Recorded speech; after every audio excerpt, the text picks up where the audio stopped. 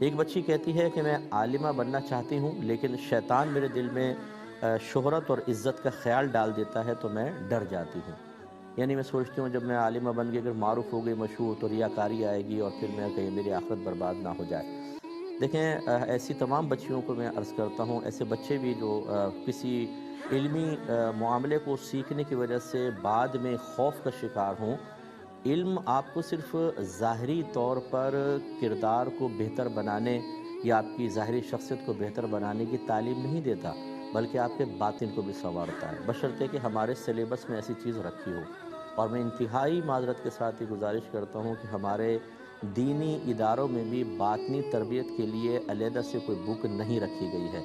ہاں، ٹیچرز پڑھاتے ضرور ہیں، ضمناً حدیثوں کے اندر بہت ساری باتیں آتی ہیں، ویسے ہی گفتگو میں آ جاتی ہیں، تربیت یقیناً کرتے ہوں گے، لیکن باقاعدہ اس کو ایک سلیبس کا حصہ بنانا انتہائی ضروری ہے۔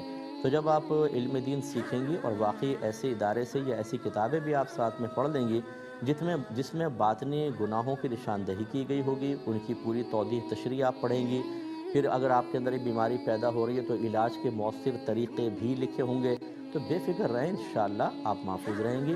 اور جب شیطان یہ وسوسہ ڈالے تو آپ شیطان کو یہ جواب دیں کہ ضروری تو نہیں کہ عزت اور شہرت کی خواہش میرے اندر پیدا ہو کہ مجھے تباہ کر دے۔